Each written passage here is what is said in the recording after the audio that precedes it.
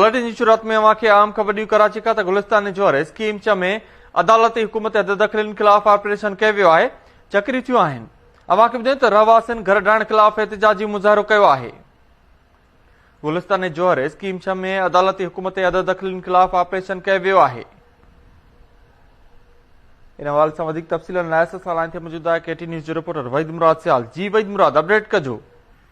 जी बिल्कुल, गुलिस्तान जोहर में anti encroachment cell operation police हददखलनि खिलाफ़ ऑपरेशन कयो, जंहिंखां पोइ रहवासियुनि निकिरी एहतिजाज कयो। एहतिजाज खां पोइ जेका सूरतहाल कशीदगी वारी पैदा थी वई, जंहिंखां पोइ इलाइक़े वासियुनि पुलिस ते पथराव कयो।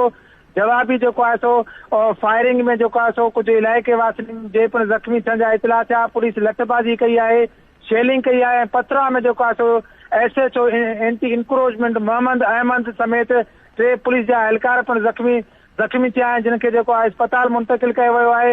हिन वक़्तु उहो इलाइक़ो मैदान जंग बणियल आहे। पुलिस सां जॾहिं असांजी ॻाल्हि ॿोल थी आहे त पुलिस चयो आहे त अदालती हुकूमत जेको आहे सो असीं हुते हददखलूं हटाइण जी कोशिशि कई त इलाइक़े वासी निकिरी आया। इलाइक़े वासियुनि हमलो कयो आहे। जंहिं त जवाबी जेको आहे सो बचाव में जेको आहे सो पुलिस शेलिंग कई आहे। हवाई फायरिंग खां पोइ जेको आहे सो वधीक जेको आहे सो पथराव कयो वियो, जंहिंमें SHO समेत जेको आहे 3 पुलिस जा एहलकार जेको आहे सो ज़ख़्मी थिया आहिनि। इलाइक़े वासियुनि एहतिजाजी मुज़ाहिरो करे उते धरणो आयो आहे। पुलिस एंटी इंक्रोचमेंट सेल जे ख़िलाफ़ नारेबाज़ी कई आहे।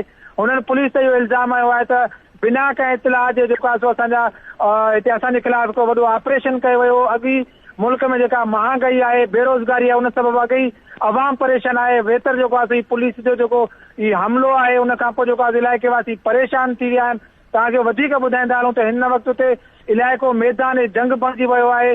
तमामु वॾा पुलिस जा उते अटाला बि जेको आहे सो तलब कया विया आहिनि ऐं कशीदगी वारी सूरत आहे। जी, वॾी महिरबानी अपडेट करण लाइ वहीद मुराद सियाल।